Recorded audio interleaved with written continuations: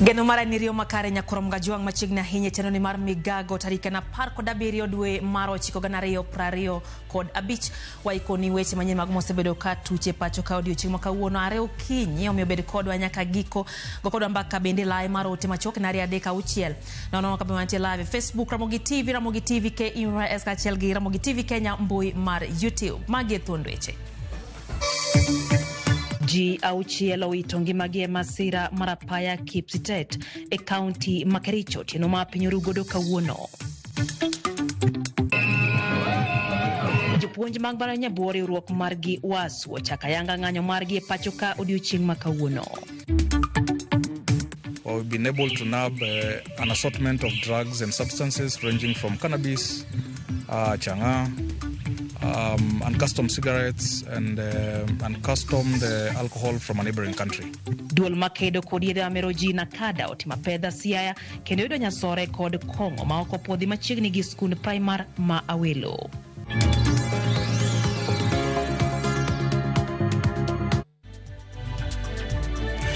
Machiegni nyakorom gajuang' e chendo ni mar migago nyinga Lydia Ukeo. Jotelo mag riwruoge jotije mbaranye pacho kae mangima kotelne kod jagoro maduong' mar Wasu Constantine Wasonga bende oriwore kod jowetegi e ng'anyo mochakore kawuono ka gin e mbaranye ma Maseno. Watudre kod jafom marwa Millicent Adhiambo ma ochopo kanyo kendo leronwa mathoth. The moment we are going live on TV. It's already won. To give space to the media. To give space to the media, other people go behind. Okay. One, two. Wacha tumulete General, the National Secretary General, to officially launch the strike in Maseno. Welcome. Thank you very much. Solidarity. Today, Dr. Constantine Wasonga Opio, PhD, LLB, LLM, CBA, Return to Work Formula, CPM. I have officially launched the strike.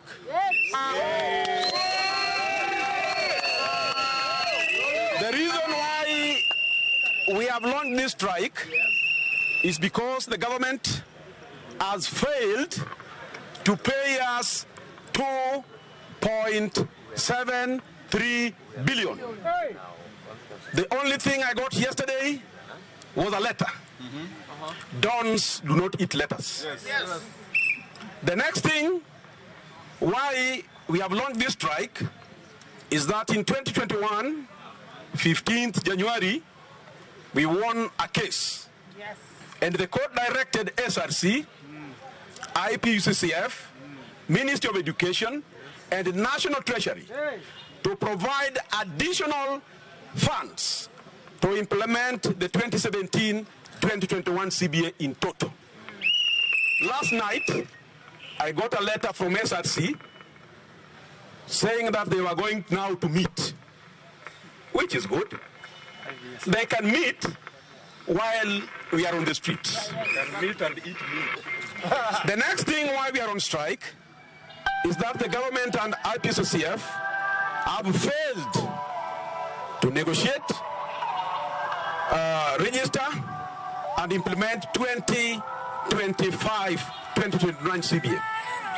That CBA ought to have taken effect from 1st July 2025. Therefore, we are out lawfully. Yes. And don't be cheated. And I'm one person who has studied CBA negotiations in Kenya. I know what I'm talking about. Yes. On 11th, IPCCF purported to call us for a CBA negotiation. What a contradiction. You called us, while last night I received a letter from IPCCF saying that, from SRC, saying that they will give you beacons in 14 days' time. So why were you calling us to Machakos? Because a CBA cannot be negotiated without beacons from SRC. Or you thought you were going to give me tea or lunch there? Huh? Uwasu has ability to buy their own lunch and tea. So what I'm telling you, first of all, get the beacons. And those beacons must be proper. Yes. I know Tell them, Wasonga. the recommendations you have made to SRC. Dons will not take those 2% you are proposing. Dons will not take the staggered implementation or harmonization of allowances. I want to give you a hint. SRC approved 16 to 32% for teachers. Yes. That is the bare minimum. Yes. Not the 2% you are proposing. Not the staggered Yes. harmonization of allowances. I also saw something that the government gave teachers 20% of affordable houses. So in essence, now we want to contribute money as members of the university community. We are the ones contributing higher percentages, higher figures. While us, you don't. By the way, how many percent do we have in those affordable housing? Avoidable. So we contribute. Then now our colleagues from NAT and Kupet are paid. What are discrimination? The next thing, we are contributing the highest share. But when it comes to treatment, our members are not treated. We don't have medical scheme. No. Horrible. People in the government have car loan and mortgage. As we don't have. For the last 10 years. And you'll find a stupid lecturer going to class. Huh?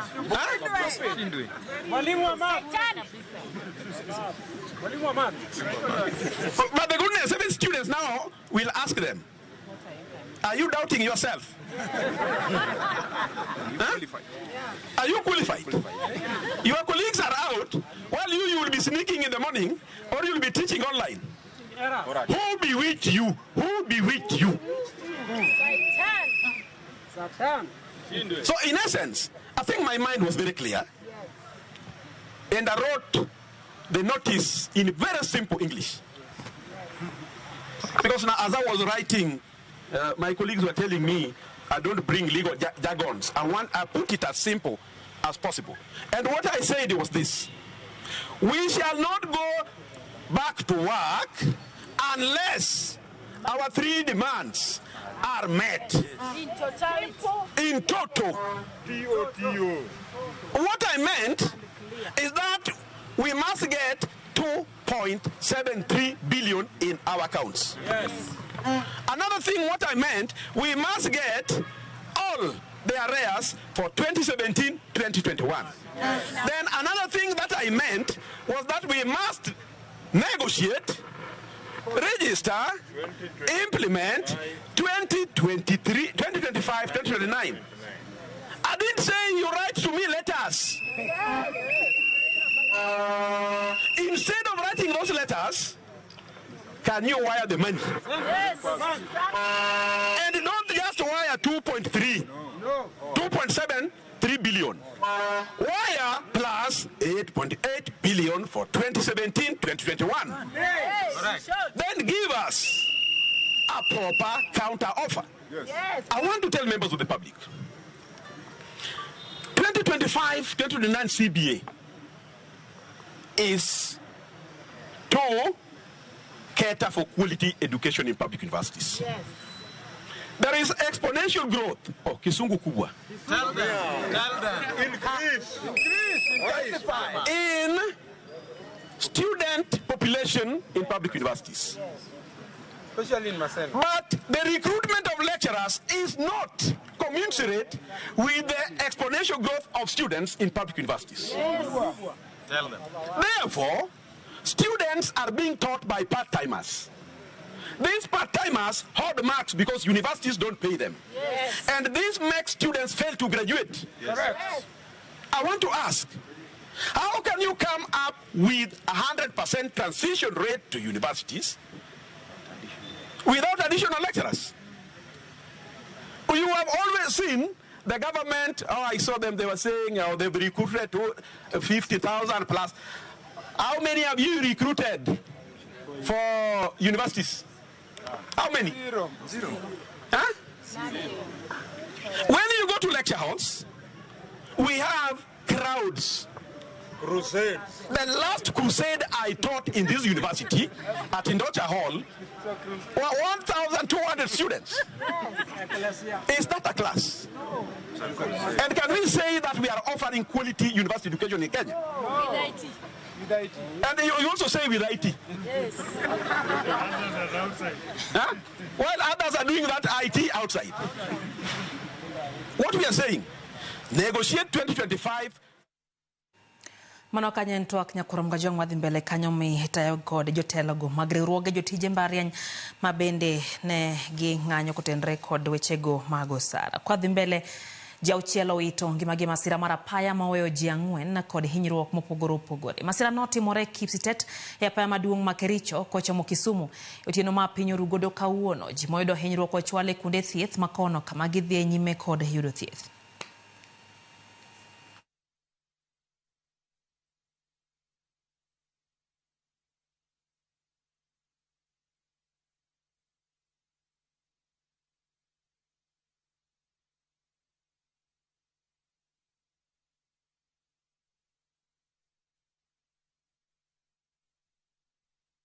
Jang'ad bura Frederick Ochieng Andago mar doho maraywagra kata doho marapil onindo kendo tho mare oweyo bugo maduong' e bad migawo no mar doho. Frederick nochako tich kaka okil higa mar 1983 kama bang'e norwake kaka jang'ad bura mar doho mamalo higa mar 2003. Bang'e notiyo kendo telo ne doho mamalo ma Kisumu, notiyo bende doho kaka ma Nairobi, Kitale kod doho ma Kakamega. Kaluwore gi doho, jang'ad bura no hero telo makare kendo ne ojiwo lokruok mowinjore e kind oganda.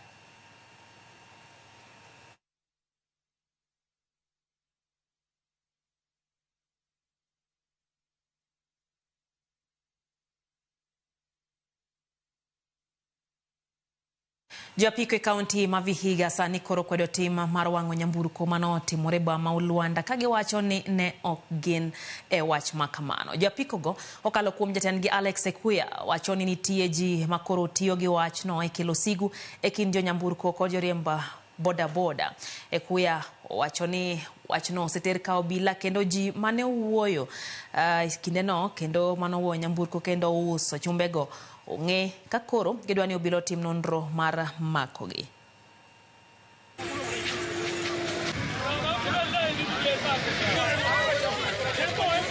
Kama kiongozi na kemea kitendo cha ajali ambacho kinaleta kutoelewana kati ya watu wa matatu na wanabodaboda. Cha pili, napiga pole kwa familia ambayo ilipoteza mwenda zake rider wa Luanda Siaya Stage. Alafu pia nashutumu kitendo ambacho kilifanyika cha watu ambao ni raia waliweza kuchoma gari ambalo lilikanyaga mwanabodaboda baada ya kufanya ajali. Watu wamekuwa na rumors tofauti ya kwamba bodaboda walichoma gari lao wenyewe, lakini hivi leo tunawahakikishia kuwaambia ya kwamba gari la bodaboda lilichomwa na watu wenye sio wenye bodaboda. Bodaboda tusichoma gari letu yenye tulinunua yenye mradi wetu. Wenye walichoma gari ni maguns wa town wenye si bodaboda. Nasi kama sheria ya bodaboda, tuko na sheria ambayo tunafuata kama bodaboda ili kwamba mtu akienda kao na ile sheria inabidi tumwachie wale ambao wanaonekana na mambo na sheria. Kwa hivyo sisi kama bodaboda kuna sheria ambayo tunatumia. Na tunasema kwamba unapokuwa member wa bodaboda lazima ufuate haya na ufanye haya na ufanye. Kwa hivyo ni lazima, ni muhimu sana kuwa na sheria kwa sekta yetu ya bodaboda tuko nayo tunaitumia. Jatend piny Kenya William Ruto dhi nyime kod limbe mare gwenge mag Nam Chumbi kendo kawuono timo limbe kaunti ma Mombasa kama igeno ni odhi awayanga tije gach reru mawuok Miritini nyaka chuny boma ma Mombasa. Ng'iyo chal marapaya majomvu kendo rango kaka ngima jodak makono chalo. Watudre achiel kachiel gi jafwambo marwa Joja Oko yor siyo mondo lerwa mathoth. Joja Oko geno mara ni riyo makare ahinya nyiso ni to limbe jatend piny kaunti no Mombasa dina nyaka sechegi George. Erokamano ahinya mana kaka idimbe no jatend piny no wendo e kaunti ma Mombasa chakre okinyi ma kawuono kuma entiere gi chenro mopogore opogore madhi nyime ka nyaka gie sani ne oseyawo gach okolo mawuok e chuny boma ma Mombasa kadhi nyaka e gwenge ma Miritini mokoni biro konyo malich mokalo e gayo weche mag dongruok to chutho e apaya mawuok e Mombasa kochomo Miritini nimar thoth jowuoth mosebedo kalor gi gach okolo kata SGR kowuok Nairobi osebedo ka gik mana gi Miritini kato koro gitiyo mana gi barabara ka gibiro nyaka e chuny boma. Koro gach okolo ma koro bedo launch kowuok e chuny boma madhi nyaka Miritini en mano mabiro konyo to chutho jogo matiyo gi SGR kosewuok Mombasa kowuok Nairobi kochopo Mombasa to gi connect nyaka e chuny boma. Koro en gino mosesidhe ayanga kendo bang' sidhe ayanga gi e chuny boma oidho gach okolo no mochwego nyaka Miritini kumokoni jowuoth bende masani tiyo kode biro bedo kod fuong'ruok nimar koro gibiro chulo mana Sh50 kende kowuok e chuny boma nyaka e stesend gach reru mar SGR mano mantiere Miritini. Gie sani mowuoyo ni jatend piny koro loso gi jopiny e alworano ma Miritini eka bang'e to obiro chweyo nyaka e apaya majomvu kuma gedo osebedo kadhi e nyime chiegni thuolo mar higni 3 en apaya ma ogik rumo kendo koro dwa sidhe ayanga kaeto bang'e obiro dhi nyaka e gwenge machangamwe kuma obiro chiwe oboke mag lowo kata title deeds ne jogo mosebedo kojote lope mosebedo kod ywaruok magikone to koro piny owacho ne odonjore mar neno ni giyudo obok machal kamago eko mag lope. Bang' mano jatend piny kendo biro dhi nyaka e gwenge mag Nyali kata od bura ma Nyali kuma odhi sidhe gedo kata odhi nene chenro mar gedo mag ute manengogi oyweyo midendo ni affordable housing mantiere e alwora ma VOK kuma gikoni mago e moko kuom chenro ma piny owacho osebedo kata e kaunti ma Mombasa ka bende ojiwo jopiny mondo mi osir piny owacho mare lwedo kokoni gitemo mana keto e tim moko kuom singo mane gimiyo jopiny. Kane oloso e gwenge mag SGR jatend piny bende oseyo jogo mantiere kata kweth makwedo piny owacho okoni thothgi gin mago matemo kelo pogruok e kind oganda ka okoni en owuon gitende gidwa keto maino mar neno ni giriwo jo Kenya to chutho e bwo chenro mar broad based government magitiyo gie sani. Koro nyaka gie sani pod wamedo mana luwo chenro mag jatend piny pod entiere kaendi nyaka godhiambo kendo wabiro medo mana nyiso janeno marwa mar Ramogi TV kaka weche medo dhi e kaunti ma Mombasa kaluwore gi limbe mar jatend piny. Erokamano. Erokamano ahinya Joja Oko kachiel ka oya e kaunti ma Mombasa. Kumachielo bad migawo mar piny owacho mochung'ne arita e nam maong'ere kaka Kenya Coast Guard Service obedo e winjruok matiyo kamoro achiel kod riwruok mar jolupo ma bende ong'ere kaka Beach Management Unit e kaunti ma Migori e jiwo arita e nam lolwe. Juma Mioler koya kaunti ma Migori. Winjruok matiyo kamoro achiel e kind Kenya Coast Guard Service kaachiel kod tend jolupo e kaunti ma Migori mar jiwo arita e nam lolwe obedo kinde ma jolupo osebedo ka koro ywago rochruok mag arita e nam lolwe. Jolupo osebedo ka ywago san mawuok kuom apisas mag arita kwe mawuok e piny ma Tanzania kaachiel kod Uganda. Ka jowa odhi lupo e nam to gigego gik chopi nikech samoro rech magiseyudo jo Uganda kata Tanzania mayo gi magichop giduog nono kata yiethwa be mako madhi kuro machopi gowa pesa fine pesa mang'eny e kiyudi yie ko ya Uganda kata Tanzania. Konwa ni kaber to waloso siep mondo mi wati kanyakla maka gik maricho nikech most of them biro kuomo kaka jolupo nikech ok wa comply. To gisenyiswa ni nyaka watim compliance mondo mi tijwa bed mayot e kindwa kodgi. E winjruok ni mar tiyo kamoro achiel e kind Kenya Coast Guard Service kod tend jolupo e kaunti ma Migori bende koro gete duoko piny thoge mosebedo kawuok e nam lolwe. Waseketo chik ma jalupo ka jalupo dhi nam gi life saving jacket nikech mano konyowa nyaka e geng'o thoe. But ka watimo training to ere ni kata ka kwarwako life jacket opogore kaka onego bed ni irwake. Koro nye osenyiswa kendo nyiswa kabisa ma life jacket nyalo konyo kata ji 3. A testimony kuom jowa mineno wabedo go kagi mage jok mane obedo trained ma koro ging'eyo ni life jacket nyalo konyo jalupo. Bad migawo mar piny owacho mochung'ne arita e nam lolwe moong'ere kaka Kenya Coast Guard Service puonjo jolupo kaka ginyalo geng'o midhieche majukogi e nam lolwe mauting'o thoge. We are here like brothers. We are here to help them. They are our employers. We need to serve them as Coast Guard. So that's basically that's why we bring this sport. You can see the people, the way they are cheering, the way they are playing together. We wish also to thank the IOM. It is one of the partners that have came on board, and they have assisted very much in implementing this community engagement program in this lake region. Ton chien kacha jowa kano winjo nying mar Coast Guard ne giringo matek kabisa kendo jomoko ne nyalo nyumore ka tipi matho to sani giyudo kaka Coast Guard oken gima lich en mana adhana kaka wan omiyo giloso osiep marwa kodgi. Inland Squadron Commander Lieutenant Mwandungo Mwinyi matiyo kod Kenya Coast Guard wan gi geto tiego maromo tamalo 90 mag jolupo e nam Lolwe e weche mag arita. So this is aimed at training around 90% of the whole fishers that we have in Lake Victoria. But as you know, we cannot call all the fishers at one time and train them. So what we do, we are training them in clusters. And like here, this is the first exercise in Sori Beach alone, and we have trained 30 fishers. We've trained around almost 500 fishers. They are on board, and we are receiving a positive response in terms of information sharing and also trying to assist us working together so that we can address the issues on the lake. Jolupo ka otele ko jako margi kaunti Migori mak Maloba wane gisechako yudo tiegruok kaka ginyalo tiyo kod jacket mong'ere kaka life saving jacket e kinde ma gido masire nam Lolwe mondo gikony e geng'o thoge. Kopogore gi tiegruok gisekelo opoklo mar sime kata phone covers manigi molose rang'eny maber manyalo geng'o pi kik donje e sime, kendo simbino kata kuonde masiro neno tinyalo timo godo tudruok ma jok mantie rescue team ng'e kuma intiere ma mi konygi kuma intiere no. Jolupe kaunti ma Migori bende dwaro mondo koro kambi mar jo Kenya Coast Guard Service bende koro gere kaunti ma Migori mondo ibed kod yot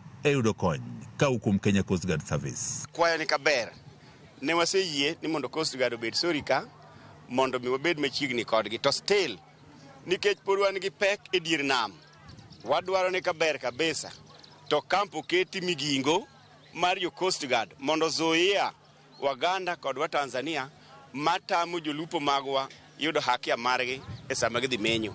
George Juma, Ramogi TV, Migori.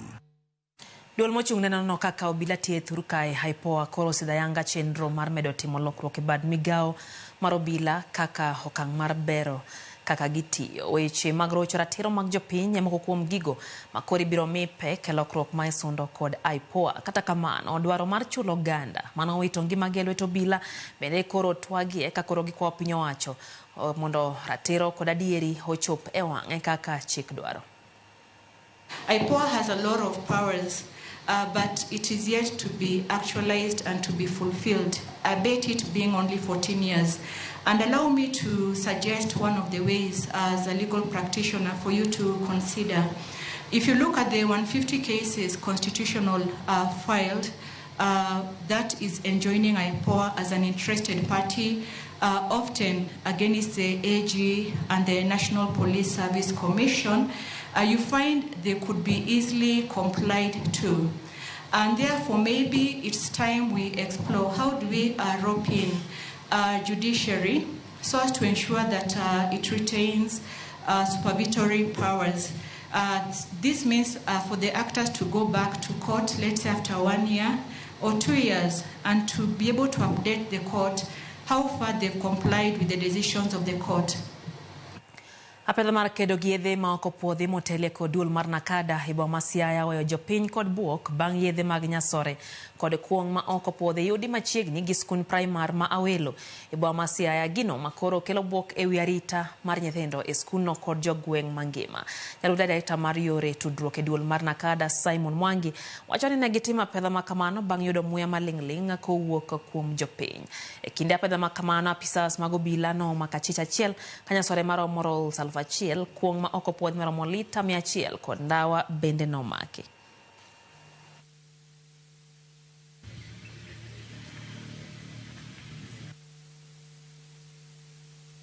Today, NACADA has conducted a multi-agency operation within Siaya County, where we've been able to nab an assortment of drugs and substances ranging from cannabis, changa, uncustomed cigarettes, and uncustomed alcohol from a neighboring country.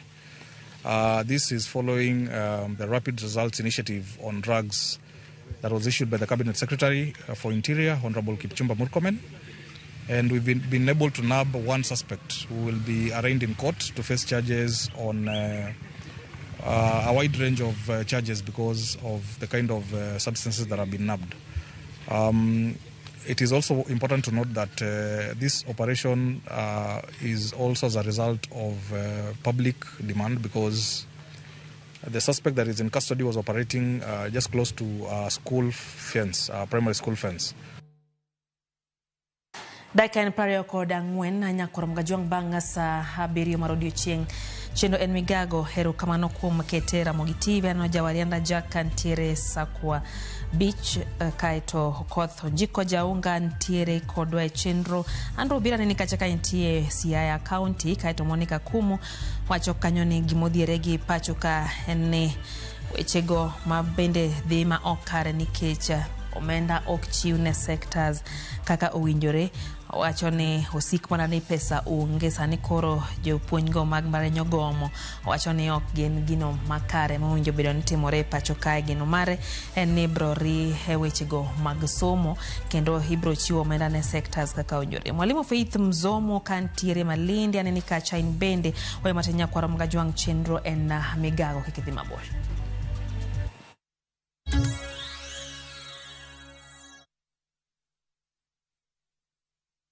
Say you know ni kelo nyako chia cholokore nyaje lunga ni sandi nango nyako chia ni giere konge jalo siko kachandi gimo nyako chia utemo kadano.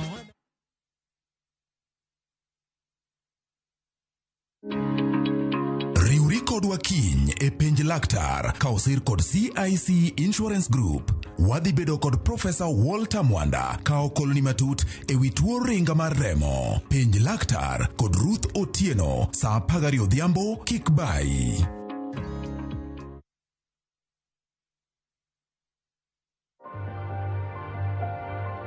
My skin is my identity, my strength.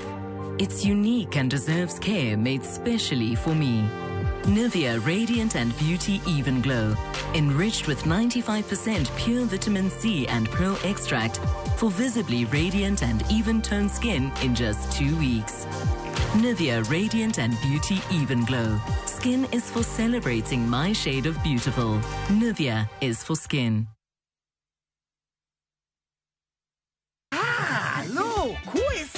E gweng'ni, wach landore mapiyo moloyo ote mar pesa. Kendo nyiero en chenro mar oganda.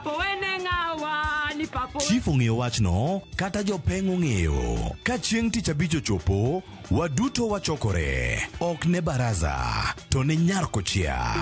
Nyakochia gokoko.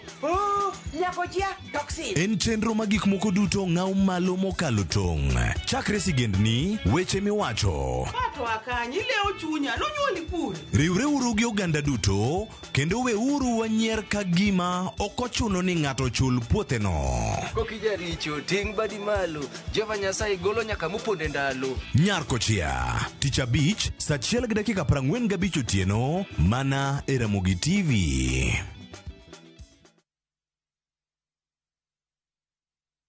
Introducing Wigo, your trusted ride. The ride with the most reliable, verified, efficient and transparent drivers. With fabulous cashback incentives for passengers, each trip on Wigo feels like an upgrade. Download Wigo from Play Store or App Store or SMS Wigo to 20425 and ride with confidence. Wigo, let's go.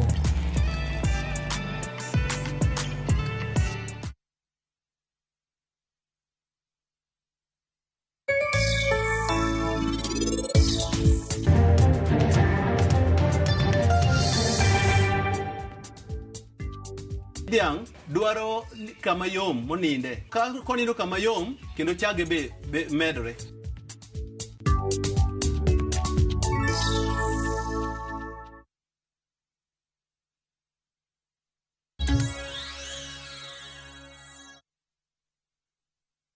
Machiegni kendo hecheroni mar migago wadhi mbele gi weche manyien. Familia moro location na Makotieno Game East e kar chung'od bura Marangwe County ma Homa Bay manyo ratiro ne wuodgi manonegi e yo magalagala jumbe 2 gi jo mahundu moko manodhi ojwang'o ringre Gengapaya. Enosh Otieno nonegi tarik 5 mar dweni kendo ringre ne okwany ka obole Gengapaya gi japiko moro bang' kane jo mahundu go osenegi ma ochwe Olwange acid. Familia mare kotene kod min rawerano Helena Nyango ywak ni nyaka ne neguodgi no e yo makochno. Nyaka sani onge okang' mobiro sekawo mar maka chije te ma itudo kod nek makamano.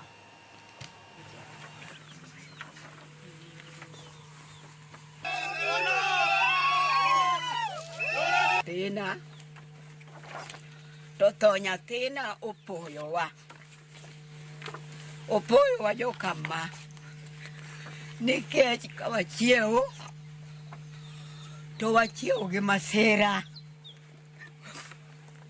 Opo kiluongowa ni dhi ane uru mwalo kucho. Onoso nindo piny e lo. Onoso nindo. To nindo nang'o? Onoso negi. Adier ma Nyasaye jo dalawa olit. Toke ka gisekawe ma gitere muchari gilal maonge kata assistant chief mochako duogo mopenjo wani tang'o matimore motieko juma achiel kapok wang'eyo ni tang'o ma sirkal paro kodwa. Chief onge, assistant chief onge. Kawa manyo gi wagone gi simu watudri kod gi sime ogibi kendo warito gi ndala 2 ogibi. Wawacho kaka familia ne wan kod ratero marwa wadwaro mondo wayud ratero mar wuodwa manoneyo. Wadwaro mondo nyiswa ni to en ang'o manotimore. Medruok mar maundu mag kuo ne kachiel kod njore mamoke kar dak ma Kiserian e kaunti ma Kajiado donjone jotend arita kwe kendo koro chunogi mar keto romo e kindgi kod jopiny mar manyo kaka inyal tiek maundu makamago. Medruok mar nok mar arita kachiel gi uso mar yedhe ameroji oyangore ni osekelo dok chien e yore mag dongruok ne jodak ma Kiserian. Jalup komishona ma Kajiado Manyandwat Yusuf Mohammed wacho ni nitiere dwaro mar jiwo tudruok e kind jodak go kod obila kaka okang' mar kedo kod medruok mar maunde gwengego.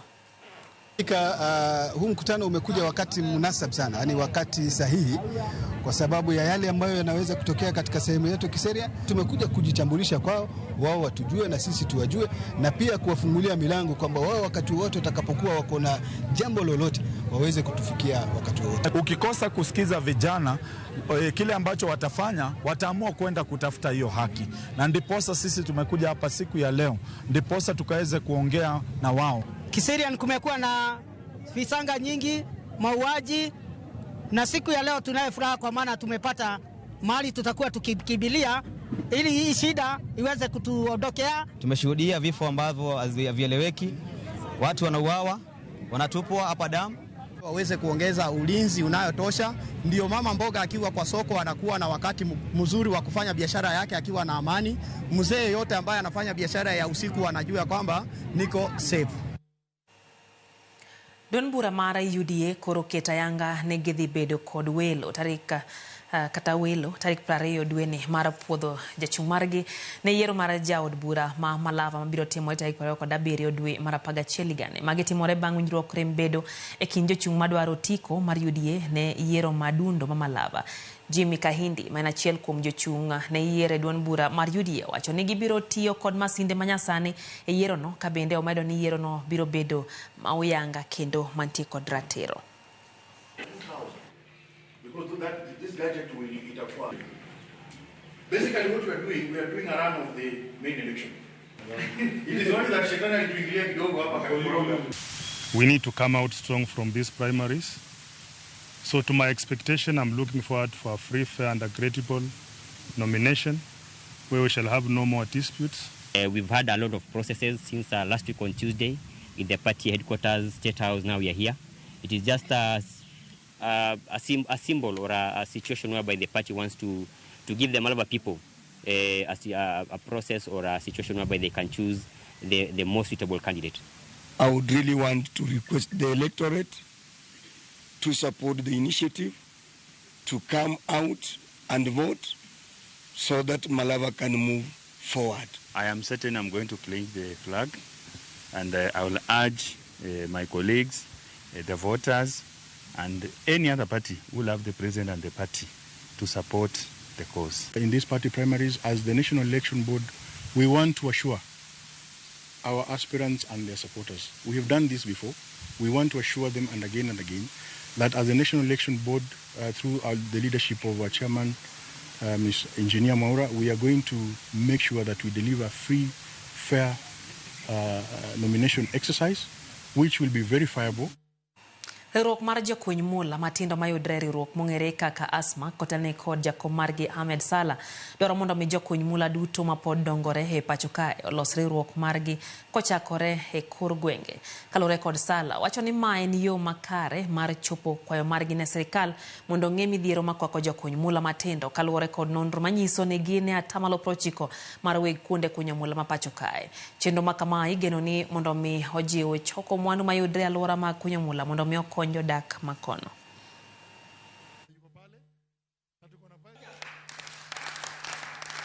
Tunavyoelewa ya kwamba kuna sehemu nyingi madini zinachimbwa. Tukipeana sampuli ya hiyo sehemu ni kama mali inaitwa Kilima Pesa kule Lolgorian. Kuna wazungu walikuwa wamechimba madini kule karibia kwa zaidi ya miaka 10. Cha kusikitisha ya kwamba hata choo hawakuchimba choo. Kila kikundi hapa ile sehemu inatoka tunataka ikuwe na cooperative yake moja. Tutaelewana na hii committee na hii cooperative tumetengeneza hapa leo zote ni gani tufanye kwa year 1, year 2 na year 3. Tutaanza na vile njaa iko.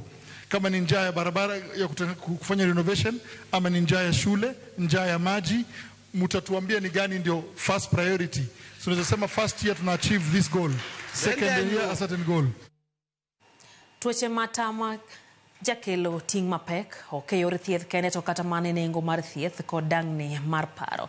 Kane sirikand Kenya Kwanza ka hotela Yanga ne gibiro kod paro mar okumba manyien mar thieth mar SHA mane gigoyo ne debe ni biro kelo yot mar thieth ne jotuo mantie kod tuoche kaka kansa e kin moko. E higa achiel mar tiyo kod SHA sirikane yurito mondi olimo kendo twak kod moko kuom jotuo kendo omiyo wachal kaka thieth osebedo pacho ka. Kar thieth maduong' ma Kenyatta, kar thieth makinde mathoth yore jotuo man kod tuoche matama, ma ikelo kowuok e ute thieth mamoko matindo. Warango lek mar Ruto, ne thieth mar tuoche matama kendo walimo Kenyatta, wadonjo nyaka e kar thieth mar jotuo mag kansa.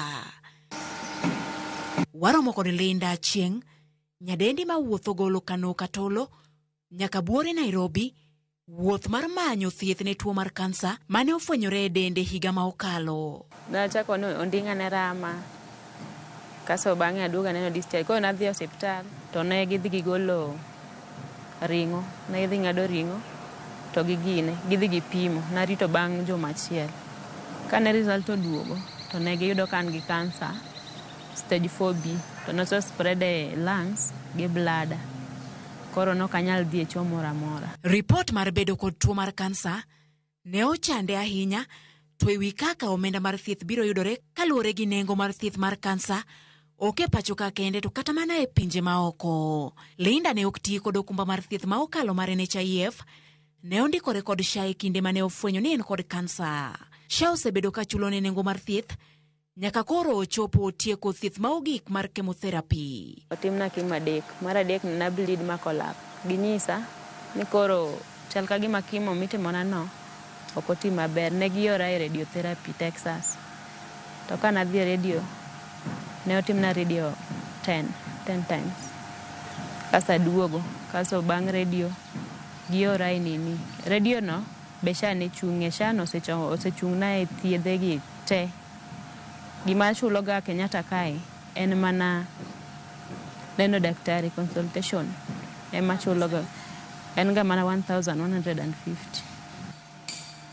Mana ka bende waromo kod Mathlida Akinyi dani ma oya Yimbo Mwalo kendo manyo ngima okele Kenyatta. Mathlida ne okuongo timo thieth kod okumba mar NHIF kapok tuo ni oduogo ne kendo e okang' mar ariyo. Kano e tuo chaka, na papa ka yani ka nindo kama, to lokre kama. Koro kana de hospital to yudo ni an kod kansa. Ro endore tka chako thieth ka podo ki achako kod NHIF. Gik mang'eny ne chulo. Kidhi ka remo kacha ichulo, kidhi ka ng'o ichulo. Ka okang' ni opako obiro mar okumba mar thieth mar SHA. E okumba mar thieth mar SHA, jotuo mag kansa ni kod omenda mar thieth mar romo Sh400,000 higa ka higa, ka bende omenda ni poni orumo to agulu mar emergency chronic and critical illness fund medo mar romo Sh150,000 higa ka higa. Ne jodhier sa konyo. To ka koro ijameu, to koro beda ni in koro ibiro chulo pesa. Koro sa ber. Ano se konya nikech ok danyala.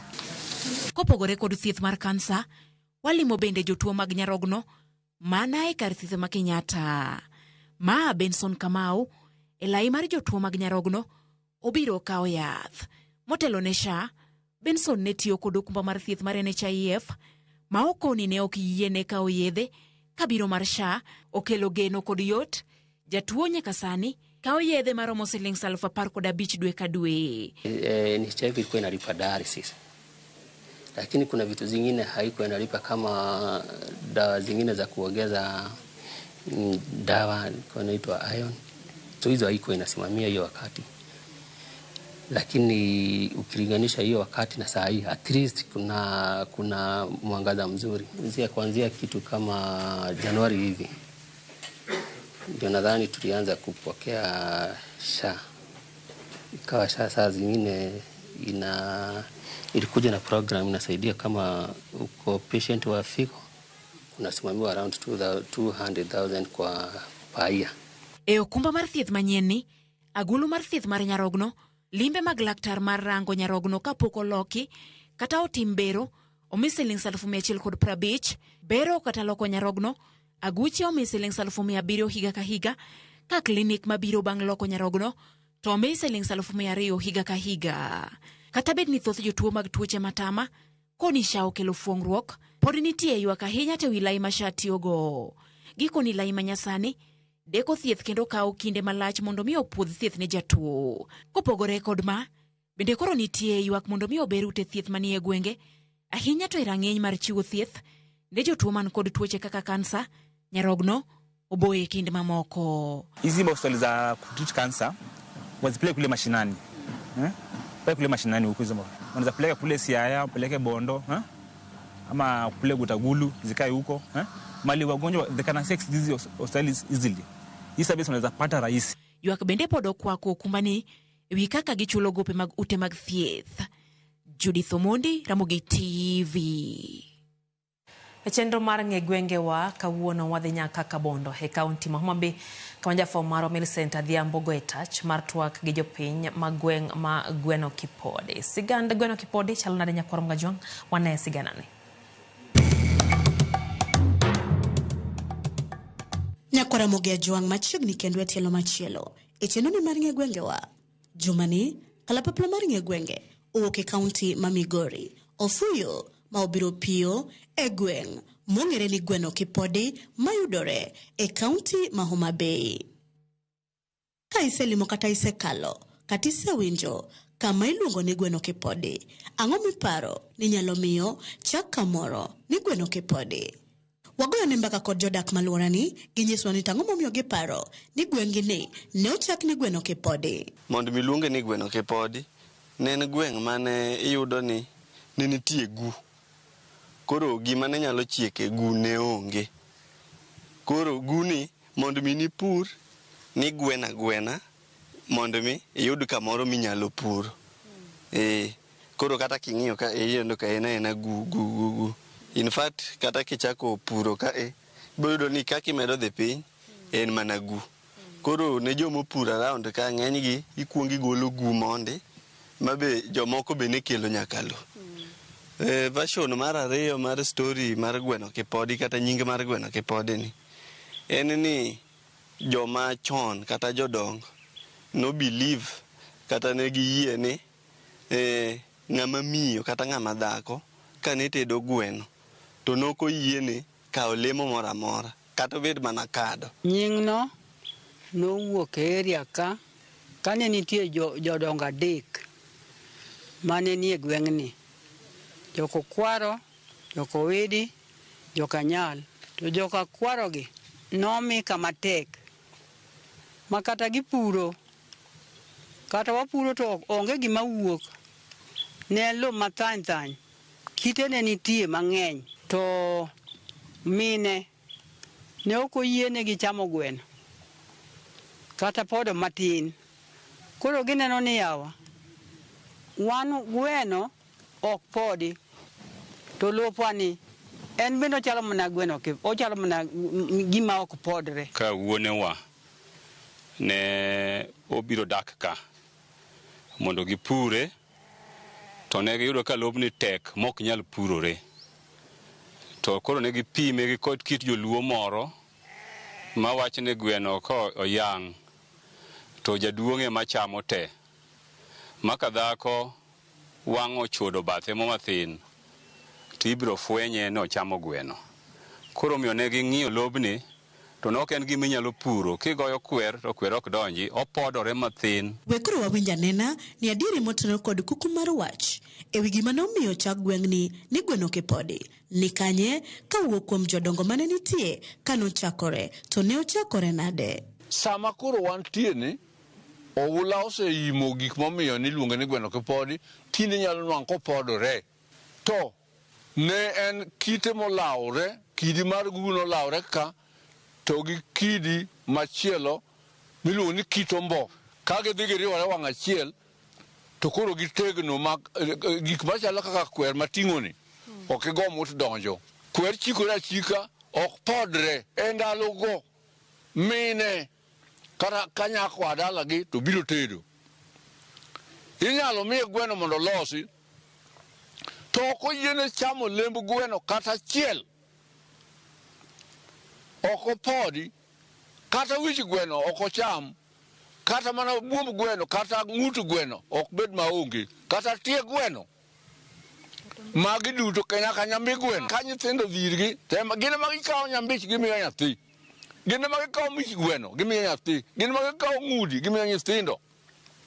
To ok min gi to teda matuon gino, akia kaka nowinjo kaka kado mit. Koro nikech gweno ok podi, to lobni be ok podre. Koro oteka Gweno Kipodi. Gweno Kipodi humbe landore kod weche kata timbe mage. Ong'e ni joma riek. Gweno Kipodi en jomo osomo. Ong'ege kaka joma roteke, nikech githuthni gi lobni, githuthni go matinde gichieme. Sikunde bende wagero mabeyo, kata somo bende nyithindo oyie somo, nikech wakonegi ni ka ni ok chiegi somo ema biro golo uoko. Watin namba wa, to kendo wan inyalo yudo ka jomosomo ng'eny nikech gima ne wanyalo timo gi lobni onge, koro nodwokwa sikul. Umbo ok lich ahinya wan. Mama uni wang'e udwa golo umbwa ni kar wan be wan Gweno Kipodi. Wan mana gi kanisa maka ji bire, to ka gilemo kanyo to ko ni nying gino Gweno Kipodi, to gidhi ka giwuoro to Gweno Kipodi ni tang'o. To bende nitie dongruok ma Gweno Kipodi osenyuolo e ngima jodak makae. At first ne waonge electric power, mano dongruok manyalo kwan ni duong'e maloyo kech, as well in boost security mar area wa. Be yor pur be nitie. No ka sani ji puro cham opogore, ndalo moko no pur nyaka sunflower ka. Wan nyaka gi a technical institute, vocational training, mago dongruoge ma wan ge gweng' ka. Wan gi sikunde, wan gi kanisni, wan gi maendeleo mar pidho yiende e Ramulaka, e Gweno Kipodi ka. Onge ng'ama thima budha kata nyuol konwang' ka nyathini ok odhi sikul mosomo maber, mano imaki. Gweno Kipodi ka emosegolo former mayor ma Kitale e higa 80 nyaka 80 gi wiye, miluongo ni Ezekiel Wanjaro Kul. Mona achiel gima somo okelo. Yeka ndi Mosagole maendeleo ya wanawake Treasurer National Naomi Okul. Karkae Mosagole jadolo ma pastor Noah Dero Nyego makatasani o retire to king'iye to retire gi master in theology. Masani ndiye kanisa mar SDA en achiel kuom joma nyang'ado rieko. Kae ndiye mo wan gi okil Otieno Mbok mantiere US government migration lawyer mosomo ka. Koro gi ji mamoko monyalo kwano gi ng'eny nyaka nyiri. Kae ndiye mwasayude bende nyiri mowuok e skundni moyudo scholarship Zawadi Africa kaka Renis Obure ma pod sani timo PhD mare in London mowuok e school ma Gweno Kipodi ka. Gweno Kipodi en ma area matin ni kende. Koro gik motimore to skundwa ni mwaneno. Gimachielo mwachako neno malich ahinya moseket ka to onge. To gin rem mage kod kwayo ma jodak ma Gweno Kipodi ni godo magigombo ni ka okelnegi e alworani ma Gweno Kipodi to gweng'ni biro dongore ma Gweno Kipodi chal kod gwenge mamoko. Koro gweng'ni yudo ni ndalo oro ji lawo pi mabor as far as even 5 kilometers away. Koro yudo ni joma minewa mondo sa 10 okinyi maboke en gima berie moloyo ka iwe ng'ama dichwe pien idhi omo pi gokinyi. Osiptal emo wakwayo sirikal no ketnwa osiptal moro kata dispensary moro ka. Wan osiptal pok wayudo. Apaya bende moko richo. Apaya wan ga apaya achiel kende to tinde kilose. Moko onge. Koro wakwa mana sirikal iko yie to miwa ndere ni matino tino manyalo tudo machiegni gi apaya maduong'. Ka wanyado yo madwa pidho yien nikech wafwenyo ni lopwa ni endi ka koth chwe to inyalo pode to ka chieng' rieny to ok opodre. Gweno Kipodi ka onge osiptal. To wadhi mana osiptal ma iluongo ni Ramula. Nyakwaramogi mana kamano gikanyi mwachopo godo e giko matielo makawuono e chenoni mar ng'e gwengewa. Amor nikech kiwinjo katilimo kamiluongo ni Gweno Kipodi to koro ing'eyo gimomiyo ne ochake ni Gweno Kipodi. Omiyo kik idhi mabor, med kete mane wang' jowi mar Ramogi nikech kae ma juma manyien bende duogo ni kod nonro mar gweng' machielo. Erokamano kuom bedo kodwa. Oriti masani nyinga Millicent Adhiambo. Kata kihero inyaluonga ni Nyaboma.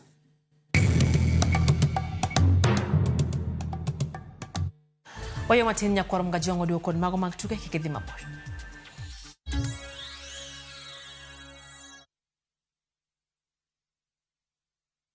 Turquoise waters whisper calm. Coral